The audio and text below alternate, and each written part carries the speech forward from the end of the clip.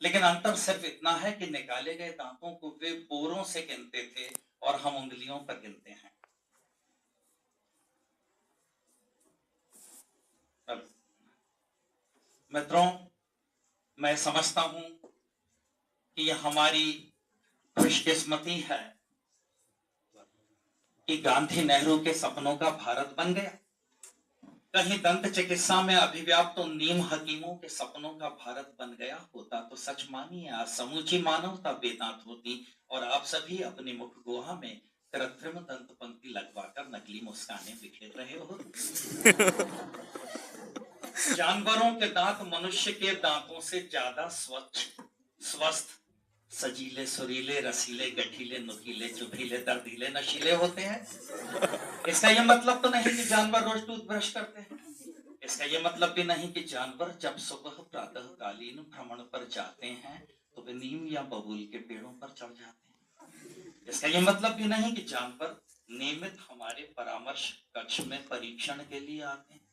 लेकिन इसका यह मतलब तो है कि जानवर आज भी वही घास खाने को मजबूर हैं जो उनके पुरखे खाते थे।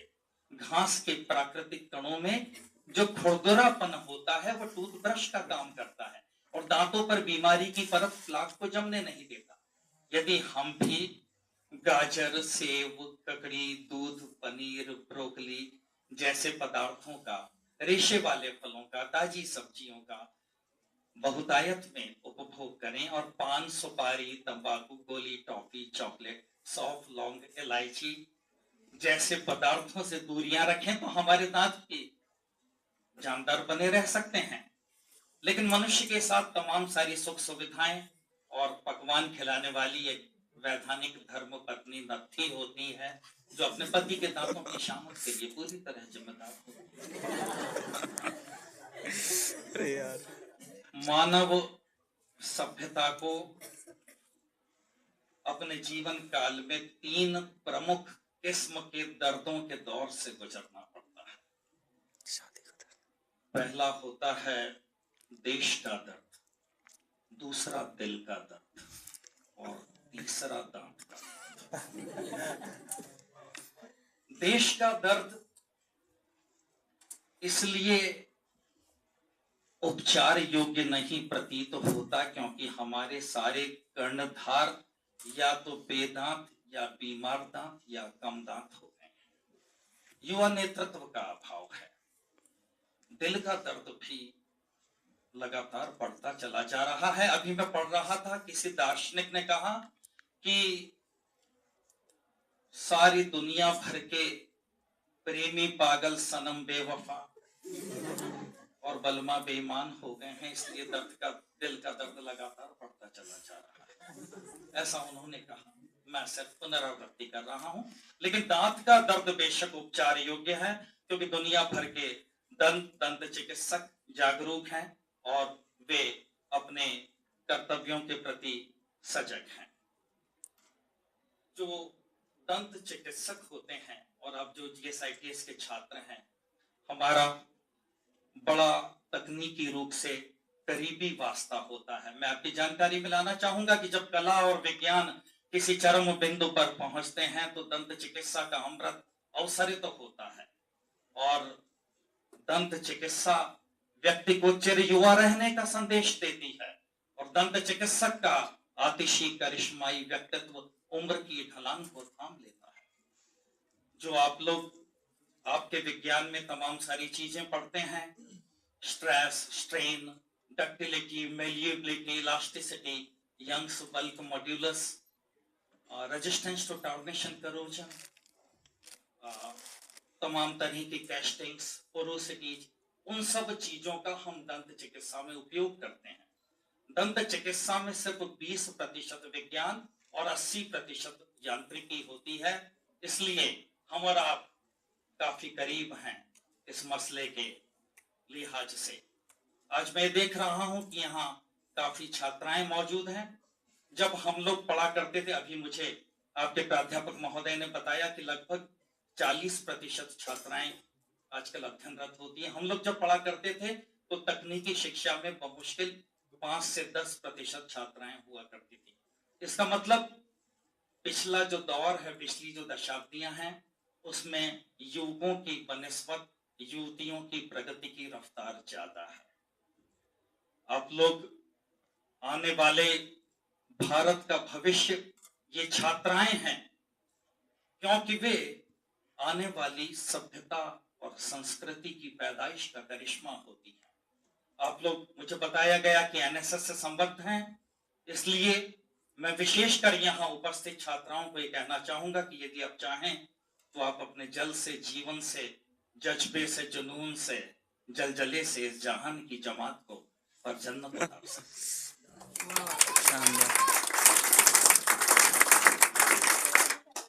मैं आज कुछ छोटी बातें और कुछ बड़ी बातें, क्योंकि मुझे ऐसा लगता है, आपके चेहरों से ऐसा लगता है, आपके अधरों पर जो मुस्कान इठला रही है, उससे मुझे ऐसा लगता है कि मैं दोनों किस्म की बातें आपसे आज कर सकता हूं।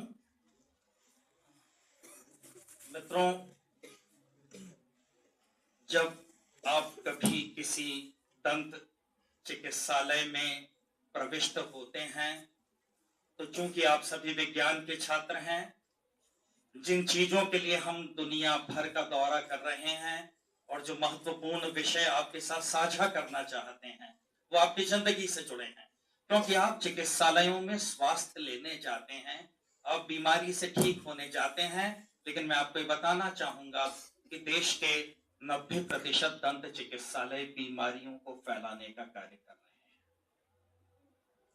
हमारे एक मित्र फ्लोरिडा के दंत चिकित्सक डॉक्टर एकेर अपने 2000 मरीजों को एड्स की बीमारी दे चुके हैं। आपको समझना पड़ेगा कि जब कभी आप किसी दंत चिकित्सालय में जाते हैं, तो वहां सबसे पहले देखें कि वह चिकित्सालय पूर्णतः स्वच्छ है या नहीं। जब आप दंत कुर्सी पर, डेंटल चेयर पर विराजित होते हैं, तो आपको ये सुनिश्चित करना पड़ेगा कि दंत चिकित्सक ने आपकी आंखों के सामने हैंड ग्लव्स, दस्ताने पहने हैं या नहीं। यदि वो पहले से पहने हुए हैं तो वो पिछले मरीज के हैं।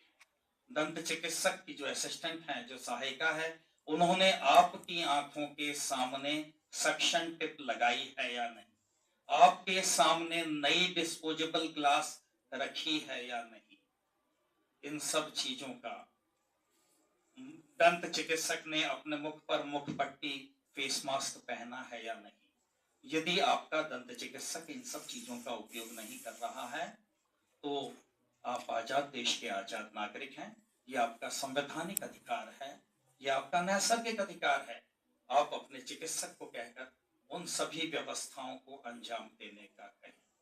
यदि आप ये नहीं कर पाए, तो हो सकता है कि हम और आप मर जाएं, हम बेमौत मारे जाएं, क्योंकि हम चिकित्सालयों से उस स्तर का संक्रमण लेकर आ सकते हैं जिसे हमारे शरीर की कोशिकाएं और ऊतक बर्दाश्त नहीं कर सके। इसका आपको विशेष ध्यान रखना है।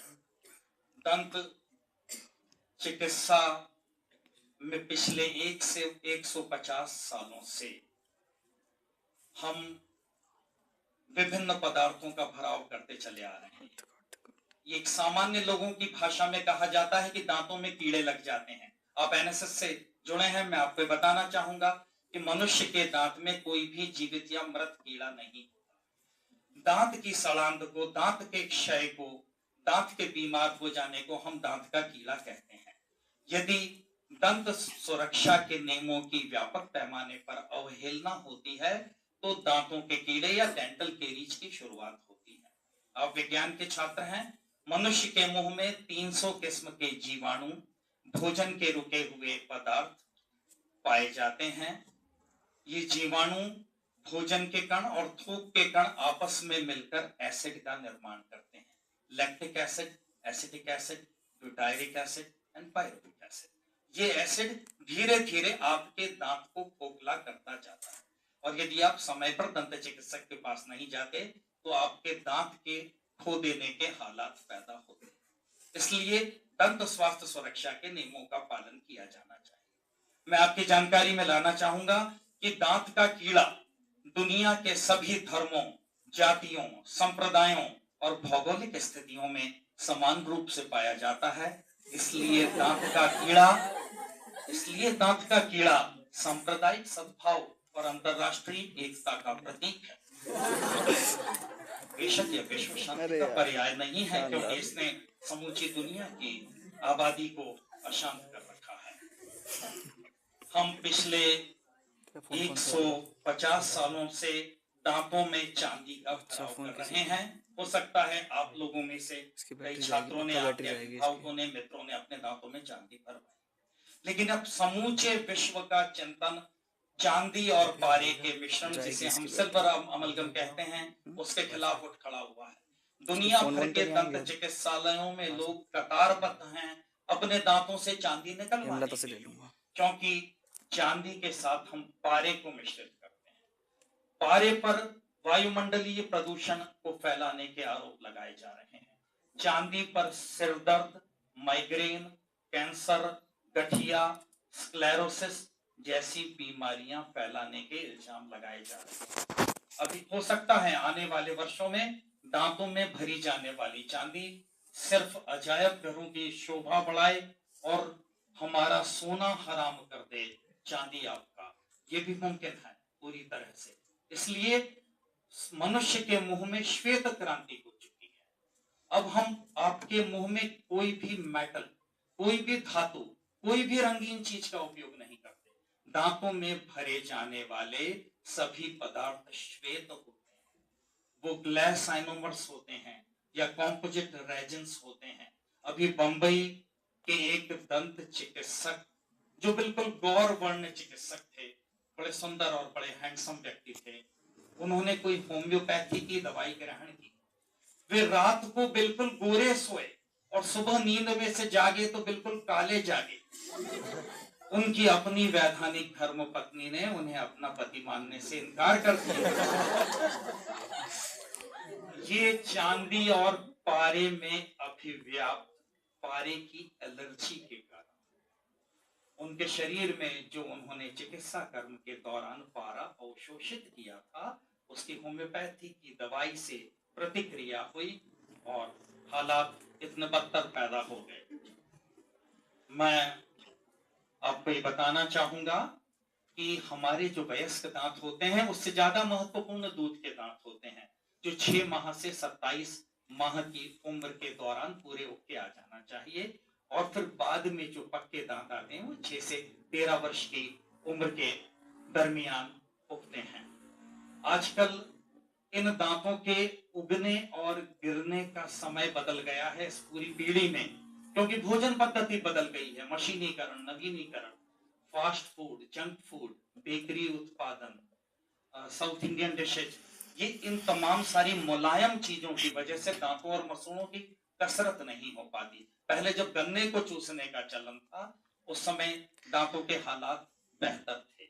इसलिए मैं आपसे ये निवेदन करना चाहूंगा कि दांतों की सुरक्षा के लिए 3 किस्म के प्रयोजन, 3 किस्म की दंत सुरक्षा बहुत जरूरी है। एक तो दांतों की बाह्य सुरक्षा। आपको दिन में 3 बार एक मुलायम टूथब्रश का उपयोग करना जरूरी है। टूथब्रश पर सॉफ्ट या सुपर सॉफ्ट लिखा होना चाहिए। मीडियम या हार्ड टूथब्रश नहीं होना चाहिए। आपको किसी अच्छे टूथपेस्ट का उपयोग करना पड़ेगा। व्यावसायिक टूथपेस्ट या मंजन का आप उपयोग नहीं कर सकते। आपको मसूड़ों की रोज गीली उंगली से मालिश करना पड़ेगी।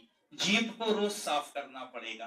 प्रत्येक वर्ष में एक बार दंत चिकित्सक के पास जाकर उससे दांतों की व्यावसायिक सफाई करवाना पड़ेगी। एक फ्लसर का उपयोग करना जरूरी है, डेंटल फ्लॉस। सुबह के ब्रश के बाद प्रत्येक व्यक्ति को एक धागा जो होता है, आजकल तैयार आता है, यूज एंड थ्रो का आता है, उसको हर दांत के बीच में डालकर वहां से निकालना पड़ेगा। आप मनुष्य के मुख में मंजन करने के लिए उंगली का उपयोग बिल्कुल नहीं किया जाना चाहिए, क्योंकि दांतों की सारी बीमारियां 2 दांतों के बीच के संधि स्थल से प्रारंभ होती है, जहां पर उंगली प्रविष्ट नहीं हो सकती। वहां से पर टूथब्रश के रेशे जा सकते हैं। किसी भी टूथ पाउडर का उपयोग नहीं किया जाना चाहिए, क्योंकि वो फ्लश अवे नहीं होता, वो बह नहीं पाता। बाजार में उपलब्ध वीको, वज्रदंती, डाबर, वैद्यनाथ, बाबा रामदेव, एमवे, मिसवाक, ये सारे पदार्थ हानिकारक हैं। इनमें तंबाकू की मात्रा 20 से 50% तक मिश्रित होती है। हम किसी आयुर्वेदिक पदार्थों के खिलाफ नहीं हैं, लेकिन ये अम्ल की मात्रा को नियंत्रित नहीं कर पा रहे हैं।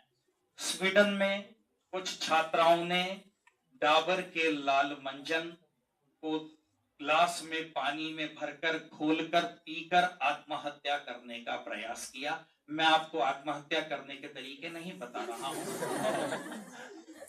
लेकिन मैं आपकी ये जानकारी में लाना चाहूंगा कि जिन पदार्थों में, जिन मंजनों में, जिन टूथपेस्ट में, ये सब भारत में ही परमिसिबल है, दुनिया के सभी मुल्कों में ये प्रतिबंधित सूची में आते हैं। इसलिए सर्वाइकल इरोजन नाम की एक बीमारी पूरी दुनिया में सिर्फ भारतवर्ष में पाई जाती है, जिसमें दांत लगातार पतला होता चला जाता है और कागज जितना पतला हो जाता है। इसलिए ये जो तंबाकू मिश्रित मंजन है, ये आपके मुंह में अस्थायी निश्चेतना पैदा करते हैं, एनास्थेटिक इफेक्ट इनका होता है, और जो बीमारी आपके मुंह में विकसित होती चली जा रही है उसका आपको भान नहीं हो पाता। इसलिए एक मुलायम टूथब्रश का उपयोग और किसी भी नियमित टूथपेस्ट का उपयोग किया जाना चाहिए, और इन तमाम सारे जो कमर्शियल स्कैंडल्स हैं इनसे बचा जाना चाहिए। मुंह में यदि आपको छाले हो जाते हैं, कई बार परीक्षाओं के छाले हो जाते हैं छात्रों को, जिसे हम एप्थस अल्सर कहते हैं, वो परीक्षाओं के तनाव की वजह से होते हैं। उसके लिए डॉक्टर्स आपको कोई मलम लगाने के लिए अनुशंसित करते हैं। आप यकीन कीजिए कि छाले पर लगाए जाने वाला मलम, माउथ वॉशेज जो आजकल छात्र छात्राएं बहुत बहुतायत में उपयोग कर रहे हैं, और वो मेडिकेटेड टूथपेस्ट, ये तमाम सारी चीजें यदि लंबे समय तक उपयोग में ली जाएं तो ये कैंसर कारक हो सकती है। इसलिए इन सभी पदार्थों से बचा जाना चाहिए। सबसे ज्यादा महत्वपूर्ण है 3 बार ब्रश का किया जाना। विशेषकर रात को ब्रश करके सोने से सपने मीठे आते हैं और प्रातःकालीन ताजगी बनी रहती है, और सपनों की जमीन और कल्पनाओं के धरातल पर जीने वाला मेरा देश हिंदुस्तान मजबूत होता है। इसलिए इन सब चीजों का विशेष ध्यान रखा जाना चाहिए। यहाँ काफी मुस्कुराते हुए चेहरे हैं। मैं ये कहना चाहूंगा कि ये जो मुस्कुराहट है ये जिंदगी का सबसे बड़ा वरदान है। यदि आज हम जीवित हैं तो इस मुस्कान की बदौलत दुनिया की 7 अरब आबादी जिंदा है। ये GS-ITS के छात्रों और प्राध्यापकों के चेहरे पर और लबों पर जो अहर्निश, अंतरंग, मनमोहक, मनभावक मुस्कान इठला रही है, यदि ये नहीं होती तो यकीन मानिए, खुदा कसम, कई सालों पहले जिंदगी की मौत हो जाती। इसलिए ये दंत चिकित्सक का दायित्व है कि वह ताउम्र आपके चेहरों पर मुस्कान को कायम रखे। ये मुस्कुराहट व्यक्तित्व के विकास से जुड़ी है, ये आपके प्रगति के सोपानों को सुनिश्चित करती है। इसलिए आपको बहुत ही बेहतरीन दंत स्वास्थ्य की जरूरत होती है। कुछ बचपन की आदतें भविष्य की दंत पंक्ति और आपके चेहरे के स्वरूप को निर्धारित करती हैं। अंगूठा चूसना, आप लोगों में से यदि कोई छात्र अभी तक अंगूठा चूसता हो तो अपना हाथ खड़ा करे, पुरस्कार का प्रावधान है। अंगूठा चूसना, बोतल से दूध पीना, कितना भी छोटा बच्चा हो, आपके छोटे भाई बहन, बोतल की साइज के बच्चे को भी बोतल से दूध नहीं पिलाया जाना चाहिए। बोतल से दूध पीने से संक्रमण की संभावनाएं बढ़ती हैं, मनोवैज्ञानिक विकास की दर धीमी हो जाती है। अंगूठा चूसने के बहुत ज्यादा नुकसान होते हैं। ये आपकी उम्र है जिसमें आपको ये समझना पड़ेगा। अंगूठा चूसने से, जिन्होंने बचपन में अंगूठा चूसा है, दांत आड़े तिरछे टेढ़े मेढ़े हो जाते हैं। ऊपर के दांत बाहर की तरफ निकल जाते हैं, नीचे के दांत भीतर की तरफ धंस जाते हैं। ऐसा होने से कई बार वैवाहिक समीकरण बिगड़ जाते हैं और संबंध निर्धारण की प्रक्रिया धारावाहिक उपन्यास हो जाती है। मैं कई ऐसे युवकों को और कई ऐसी युवतियों को जानता हूं जिन्हें आड़े तिरछे टेढ़े मेढ़े दांतों की वजह से आजीवन अटल बिहारी या जयललिता रहने पर मजबूर होना पड़ा। ये भी ना बात। दंत चिकित्सक ने ईश्वर के दिए हुए भूगोल को बदलकर नया नागरिक शास्त्र रचना प्रारंभ कर दिया है। यदि आपके दांत आपके स्वयं के, आपके मित्र के, मित्रिका के, पिया के, प्रेयसी के, पत्नी के, पति के, किसी के मन को नहीं भाते हैं तो तत्काल दंत चिकित्सक से संपर्क स्थापित कीजिए। वे आपके दांतों को सामान्य स्थिति में लौटा सकते हैं। मैं ये गुजारिश कर रहा था कि मुंह से आने वाली दुर्गंध